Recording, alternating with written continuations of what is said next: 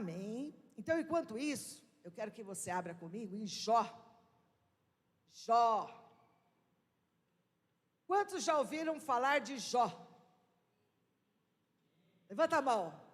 Amém? E o que você lembra? Uma frase de Jó. Obrigado, amor. Deus abençoe. Não desista, Ana. Paciência. Tudo bem, Gabi? Quem mais lembra de uma coisa de Jó? Rose.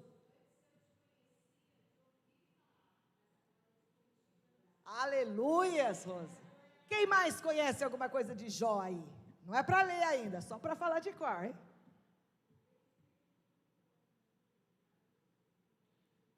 Aleluias, bem, sei que tudo podes e nenhum dos teus planos pode ser frustrado. Amém? Jó. Aqui diz a palavra de Deus que ele era um homem muito rico, o mais rico do Oriente. E eu quero ler um versículo com você. Abra em Jó, capítulo 1, no versículo 20.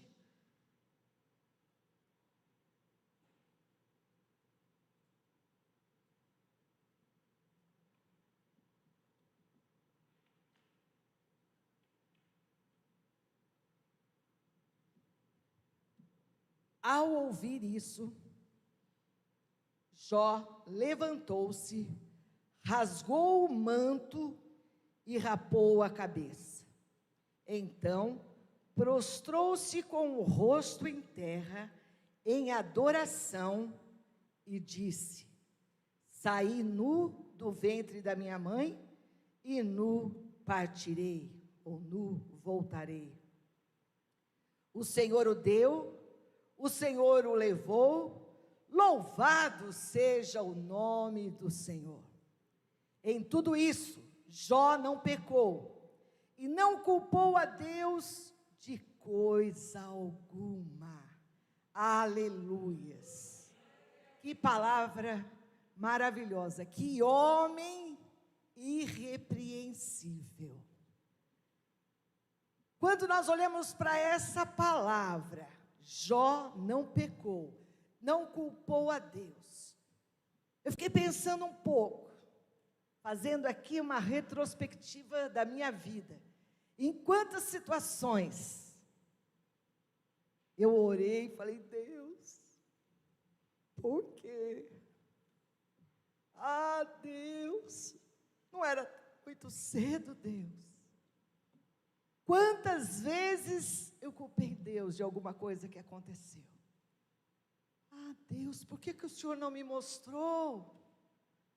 Oh, Deus, por que o Senhor não revelou? Olha a atitude de Jó. Eu estava lendo essa passagem, Deus colocou no meu coração. Queridos, Jó, um homem que vivia numa terra, ele tinha um status muito alto, muito rico, o mais rico do Oriente.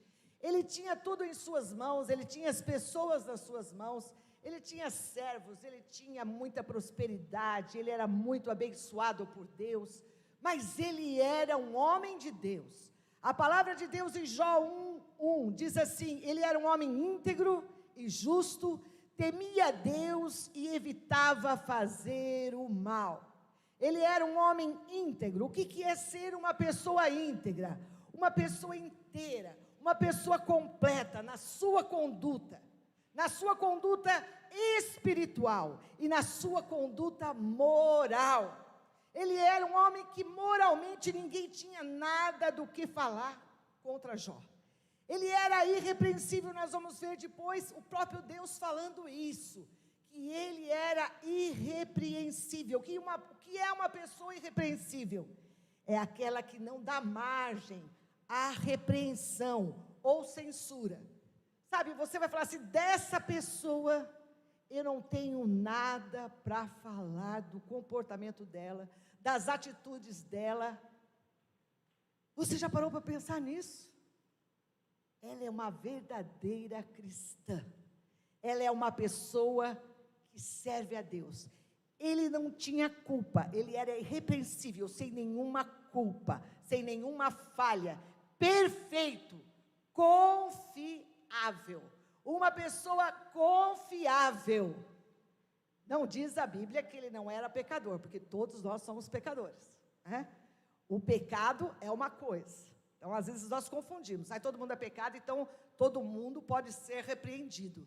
Mas a palavra de Deus nos ensina que coisas que nós devemos viver, que não correspondem com aquelas pessoas que já têm Jesus, que teme a Deus, que se desvia do mal. Diz aqui a palavra de Deus que ele é justo, temia a Deus e evitava fazer o mal. E eu fiquei pensando, Senhor, nos dias de hoje, o que faria Jó? Como que Jó seria?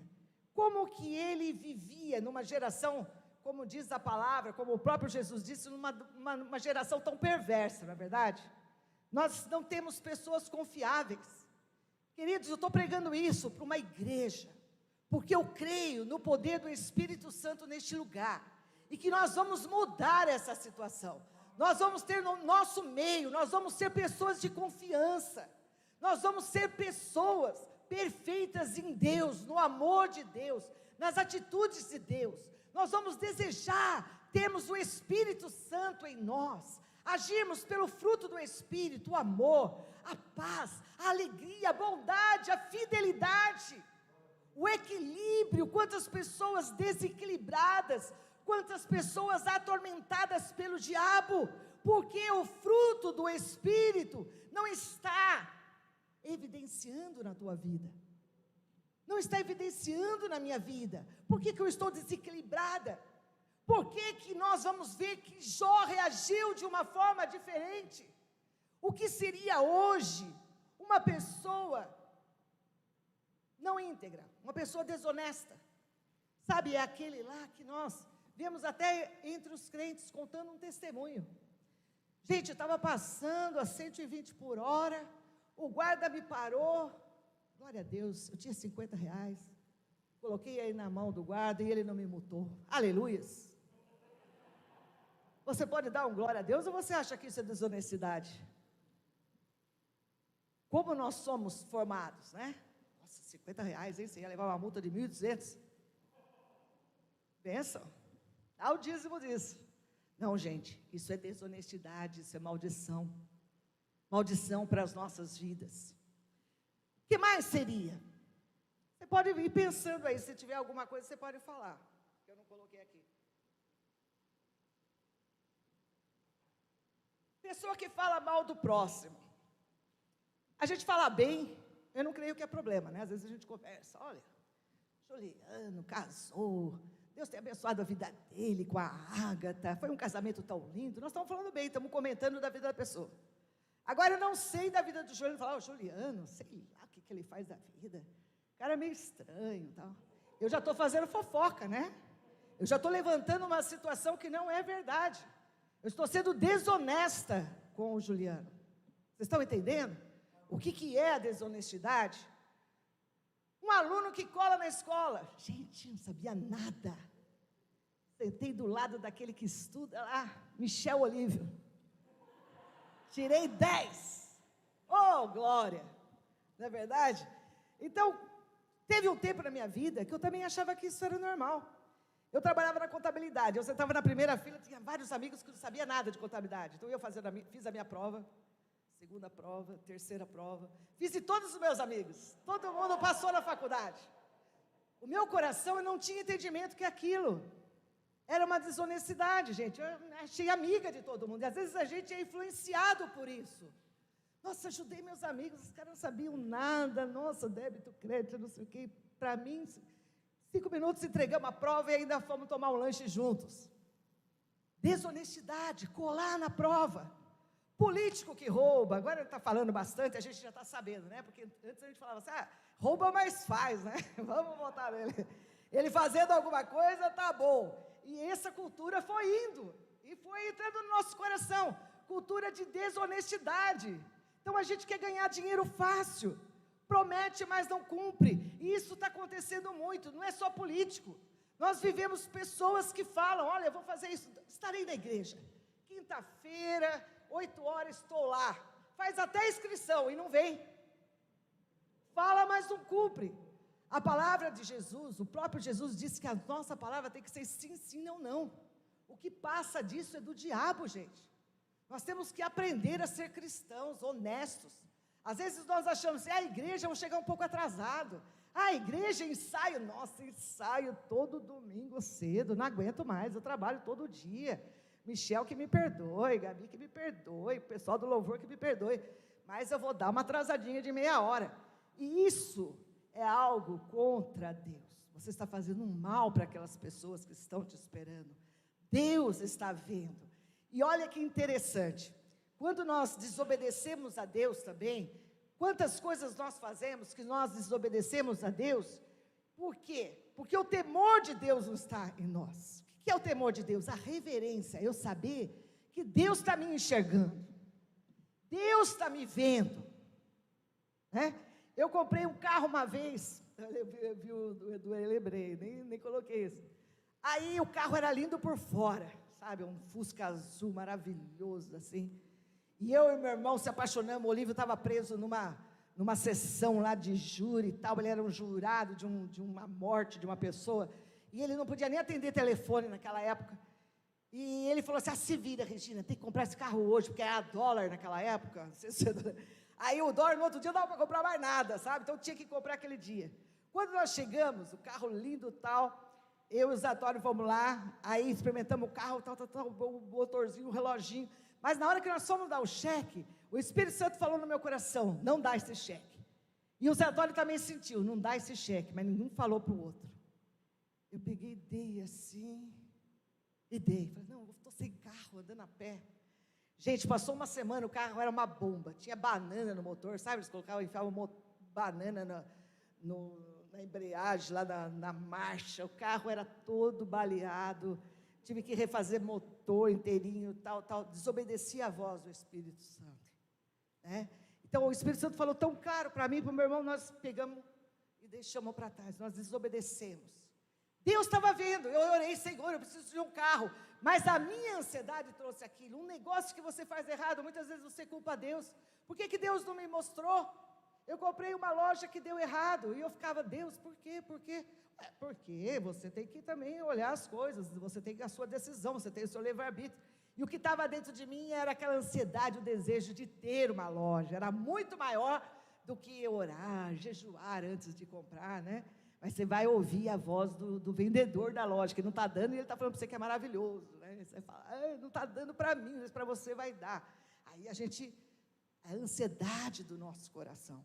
Então são formas de nós desobedecermos a Deus, e nós não sermos íntegros, queridos. Vocês estão entendendo? Quando nós não damos o dízimo, é uma forma de nós desobedecermos a Deus. Por quê? Porque nós não estamos sendo fiel a Deus, porque nós não estamos sendo fiel à nossa família, à nossa igreja. Eu vou tocar um assunto bem interessante que Deus colocou no meu coração.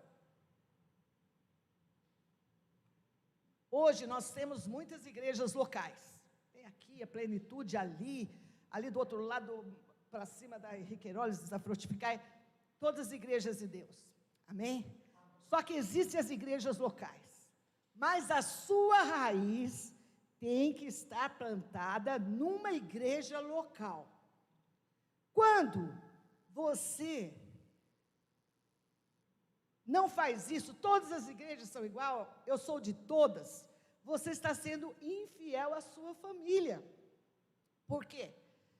Eu tenho uma família em casa, né? Aí eu falo assim, não, eu não quero mais ficar nessa família. Tem tantas famílias por aí, eu moro nesse apartamento, vou passar para o 3º andar, vou morar com a família tal. Família de Deus, Deus que constituiu a família. Família que eu estiver, eu sou filho. É assim que acontece? A nossa família tem sangue, nós temos fidelidade, né? Fala mal do nosso pai, da nossa mãe, fala mal do nosso irmão, nós saímos na briga, nós defendemos. Isso é ser família. Na igreja é a mesma coisa. Então eu tenho que viver a minha responsabilidade com Deus, eu tenho que ter um compromisso com Deus, eu tenho que ser discípulo em regras também. Nas regras que eu sigo, eu estou sendo fiel a Deus. e eu estou sendo íntegro para com Deus. Você entende isso? A integridade no compromisso. Eu toco louvor aqui, o Léo toca aqui, ele pode tocar em todas as igrejas. Aí ele vai, numa quinta, não estar aqui, porque ele foi convidado para uma igreja maior na quinta-feira. Então ele vai querer tocar numa igreja que tem mais membros. Queridos, isso perde o sentido de família de Deus, de igreja local. Nós vemos na palavra quais as igrejas locais. Colossenses era uma igreja, Tessalonicenses era outra igreja, Coríntios era outra igreja, Efésios era outra igreja. Olha quantas igrejas. Existiam várias igrejas, mas cada membro dentro da sua igreja, dentro da sua cidade, no seu lugar. Aqui nós nos conhecemos, aqui nós nos amamos, aqui nós somos a família Ser Vivo. E o Senhor te abençoa aqui, e o Senhor tem te abençoado aqui, e você tem que ser plantado aqui. Amém? Quando você é plantado no lugar, você cria raízes nesse lugar. Você cresce, você floresce e frutifica. É isso que diz a palavra de Deus. Os jovens agora, quais as responsabilidades e integridade dos jovens? Pontualidade nos compromissos. Por quê? Os jovens às vezes costumam deixar para a última hora. Outra coisa, seriedade no namoro, ter um namoro cristão, ser uma pessoa realmente de Deus, respeitar as regras da sua casa, da sua família. O que a sua mãe e o seu pai querem? Que você levante e arruma a cama. Eles querem que você assista televisão 2 horas. Eles querem que você vai dormir 10 horas. Problema de vocês, não é do pastor. As regras da casa de vocês têm que ser respeitadas. Você está sendo íntegro para com eles e para com Deus. Isso é integridade, isso é fidelidade. Assim como para a igreja. O que você pode fazer? Discutir as regras. Pai, me dá uma licença aí, deixa eu ficar no celular até 11h05, e o teu pai vai deixar ou não deixar, você discute, mas tem que entrar num acordo. Isso é integridade. Olha que interessante, igreja.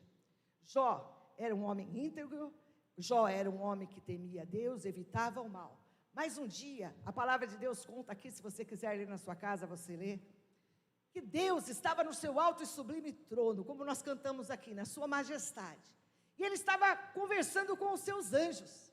Que interessante, nós temos aqui uma visão que os anjos vêm contar as coisas para Deus. E de repente Satanás, sabe o que significa Satanás? O acusador se apresenta diante de Deus. E ele se apresenta diante de Deus e Deus fala para Satanás: o que você está fazendo aqui? Eu vim de rodear, de passear pela terra. E Deus fala para ele: você está vendo o meu servo Jó? Você viu, reparou em meu servo Jó? Não há ninguém na terra como ele. Ele é irrepreensível, ele é íntegro, homem que teme a Deus e evita o mal. Olha o que Deus fala desse homem, como Deus vê eu e você. O que Deus tem falado de mim, de você, igreja, lá no seu trono, para esse acusador que vive dia e noite diante de Deus nos acusando. Pense nisso, dá uma pausa aí. Satanás fala assim para ele: acaso não puseste uma cerca em volta dele, da família dele e de tudo o que ele possui? Deus, o Senhor cercou ele de bênção. Tu mesmo tem abençoado tudo o que ele faz, de modo que os seus rebanhos estão espalhados por toda a terra. Mas tem uma coisa, Deus: estende a tua mão e fere tudo o que ele tem, e com certeza ele te amaldiçoará na tua face. Que ousado Satanás! Como que ele teve coragem de falar isso para Deus? Olha o que Satanás tem coragem de fazer contra a minha vida, contra a tua vida. E daí nós não acreditamos no mundo espiritual, daí nós achamos que é o destino, daí nós achamos que é a coincidência, daí nós achamos que inferno não existe, que o céu também é um lugar de um Deus de amor. Queridos, olha o que Satanás fez. O Senhor disse a Satanás: pois bem, tudo o que ele possui está nas suas mãos, apenas não toque nele. Então Satanás saiu da presença do Senhor. Quando ele sai da presença do Senhor, ele não perde tempo. Satanás recebeu aquela deixa de Deus. Deus deu aquela licença para que ele pusesse a sua mão sobre a vida de Jó. De repente, Jó está todo feliz, louvando a Deus. E chega um mensageiro, sempre escapava e chega um mensageiro cansado e fala: Jó, você não sabe o que aconteceu. De repente os teus jumentos estavam no campo, o teu rebanho, veio um povo lá, os macabeus, roubaram tudo que você tinha, levaram, só eu sobrei. O Jó ficou assustado. Mas o que aconteceu? Satanás continua: agora ele vai ver o que vai acontecer. Agora ele vai ver. De repente estavam as ovelhas, os gados, os empregados de Jó, todos trabalhando, tosqueando as ovelhas, tirando o leite das vacas, ali naquele trabalho intenso. Cai fogo do céu. Aquele fogo veio, queimou todos os animais, todos os empregados de Jó. Mas um escapou para levar a notícia. Olha o que Satanás fazia. Tudo armado, gente. Tudo certinho. Uma pessoa não escapava. Aquela pessoa chegou: Jó, tem uma notícia para você, Jó. O que foi? De repente aconteceu isso, o fogo do céu caiu, queimou tudo que tinha lá. Jó ficou assustado. O que está acontecendo? Meu Deus. De repente vem outra pessoa. E dessa vez a situação foi com os camelos, com todos os empregados. Ele era muito rico, muito rico. Eles foram atacados e roubados novamente. Jó recebeu aquela notícia, ele ficou muito chateado. Mas veio uma última notícia. Os filhos de Jó, ele tinha 7 filhos homens, 3 mulheres, 10 filhos ao todo. Sua família era abençoada demais, aleluias. E eles estavam banqueteando, eles tinham muito o que comer, eles tinham amigos. Mas Jó se preocupava tanto com a sua família, que sempre sacrificava pelos seus filhos, orava a Deus e dizia: Deus, se alguém pecou contra o Senhor, que o Senhor tenha misericórdia, cuide deles. Nós aprendemos aqui como Jó intercedia pela sua família. Nós também temos que interceder pela nossa família. Jó é um exemplo de fé, Jó é um exemplo de homem de Deus. Mas eles estavam banqueteando, e de repente veio um vento muito forte do deserto, a casa toda foi abalada, caiu sobre eles e morreram todos.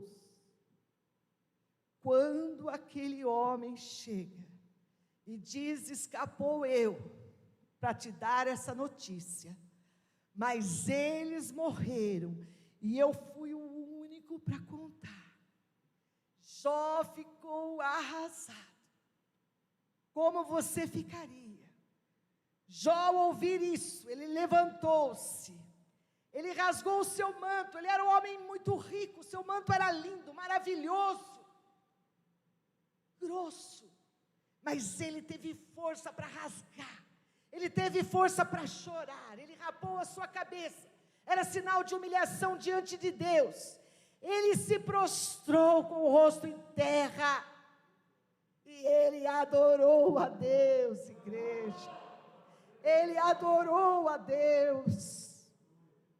Diante de tudo isso que aconteceu na vida dele, ele adorou a Deus e disse: eu saí nu do ventre da minha mãe, nu eu voltarei. O Senhor me deu, o Senhor tirou, louvado seja o nome do Senhor. Queridos, quantas situações das nossas vidas, eu não lembro aqui de ninguém dos meus conhecidos que tivesse passado por tudo isso que Jó passou. Mas ainda o diabo não ficou satisfeito. O diabo voltou até Deus e disse: ele te louvou, mas se eu tocar na pele dele, se eu tocar na carne dele, todo homem dá a sua vida para viver. Quantas pessoas se entregam ao diabo para que o seu filho seja curado, para que a sua mãe seja curada, para que a sua esposa seja curada, para que o seu marido seja curado? Quantos casos nós já vimos? Quantas pessoas fazem tantas coisas, o que importa é a vida, não importa de onde venha, não é verdade? Essa cultura está bem entre nós, igreja, mas ele louvou a Deus, ele adorou a Deus, ele reconheceu quem era Deus. Aquelas circunstâncias não fizeram Jó fraquejar, mas será que a doença faria ele fraquejar? Deus falou, pode colocar a mão, mas a vida dele você não vai tocar. E nós vemos imediatamente Satanás agindo, Satanás vindo com feridas, não fala que tipo de doença, mas ele ficou totalmente tomado por úlceras. E eu fiz uma pesquisa, essas úlceras, elas traziam febre, elas traziam dores, elas traziam coceira, elas davam uma agonia tão grande, Jó, que ele pegava lascas de telha e se coçava, e estava triste a situação dele, ele estava gemendo de dor. Ainda a sua mulher veio e diz, amaldiçoa o teu Deus e morre, toma uma atitude, Jó. E Jó fala para ela, você procede como uma louca. De Deus nós recebemos as coisas boas, por que não receber as más? Jó não tirava o seu coração de Deus, ele conhecia Deus. Eu te pergunto, como você conhece a Deus? Você conhece a Deus como Jó conhecia a Deus? Sabe o que ele fala? Lá em Jó capítulo 19, Jó é um livro poético, é muito lindo de ser lido, mas ele é difícil de ser entendido, você tem que estudá-lo. O que nós vemos no livro de Jó, igreja, é que a finalidade desse livro não é explicar as razões das causas do sofrimento humano, mas esse livro é profundo ensino teológico sobre relacionamento com Deus, sobre relacionamento com Deus, sobre fé em Deus. É o sofrimento de Jó, sim, mas é o amor ao Senhor, é a fé em Deus, como ele tinha o seu coração em Deus, como ele conhecia Deus. E nós vamos chegar no fim, ver o que ele disse ainda, no capítulo 19, no verso 25, ele faz uma declaração maravilhosa, que tem até um louvor lindo que nós cantamos. Eu sei que o meu Redentor vive, e que no fim se levantará sobre a terra, e depois que o meu corpo estiver destruído e sem carne, eu verei a Deus. Aleluias! Oh, glória!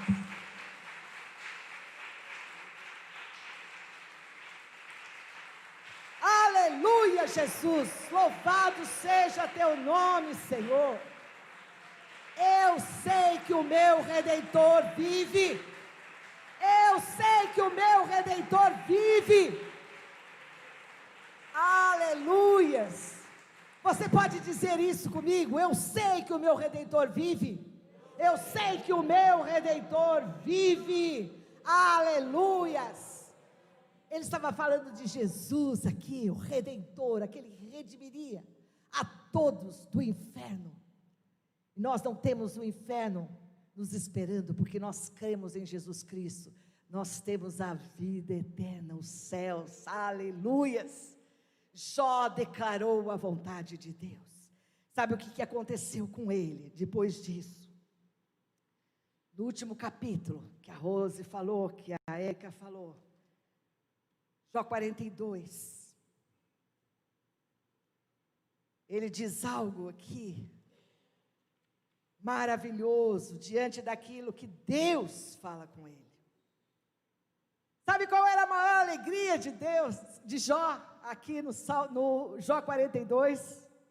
É que o Senhor respondeu a ele. Ele estava incomodado que Deus estava em silêncio. No capítulo 38 ele fala, Senhor, o Senhor está em silêncio, o Senhor não fala comigo. Ele queria a presença do Senhor. Será que nós, igreja, temos esse desejo imenso no nosso coração? Eu quero a presença do Senhor, eu só não posso perder a presença do Senhor. O que mais eu quero, o bem mais precioso da minha vida, é a presença do Senhor. É a presença do Senhor, nós temos que entender isso. Quando Jesus disse que o reino dos céus era semelhante àquele homem que achou uma pedra preciosa, uma pérola, mas vamos falar, uma pedra preciosa, que se você tivesse achado um diamante, o que você faria? Você faria assim, Eu achei um diamante, pastor, eu sou a pessoa mais rica desse mundo. Esse diamante vai resolver todos os meus problemas para o resto da minha vida. Os meus e da minha família. Eu achei um diamante caríssimo, preciosíssimo.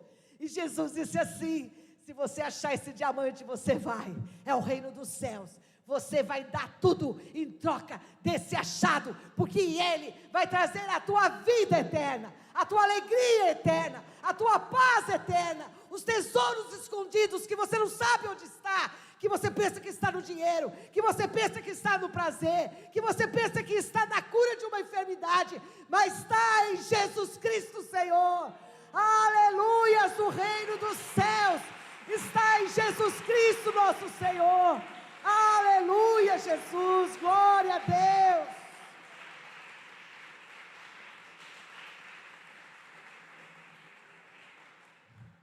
E Jó diz assim: então Jó respondeu ao Senhor: sei que tudo podes, e nenhum dos teus planos pode ser frustrado.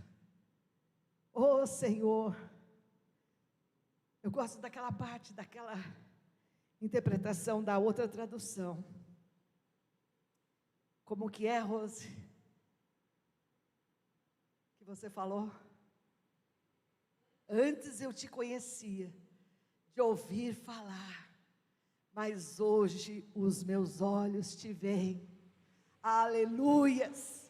E sabe o que Deus faz? Fala assim a Jó: você vai orar pelos teus amigos. Ele teve 3 amigos que vieram confortá-lo, mas acabaram, eles tinham a cultura, eles tinham o entendimento de que tudo o que aconteceu na vida do Jó foi por causa do pecado, de alguma coisa que ele tinha feito contra Deus. Mas Jó não tinha feito nada contra Deus, mas eles não tinham esse entendimento. E Deus falou para Jó: você vai orar pelos teus amigos. E ele falou para os amigos de Jó: vocês vão lá, levem 7 ovelhas, façam um sacrifício tremendo, e Jó vai orar por vocês. Olha o que aconteceu no versículo 10. Depois que Jó orou por seus amigos, o Senhor tornou novamente próspero. Ele deu em dobro tudo o que tinha antes. Todos os seus irmãos e irmãs e todos os que haviam conhecido anteriormente vieram comer com ele em sua casa. Eles os consolaram e o confortaram por todas as tribulações que o Senhor tinha trazido sobre ele. E cada um lhe deu uma peça de prata e um anel de ouro. O Senhor abençoou o final da vida de Jó, mais do que o início. Aleluias!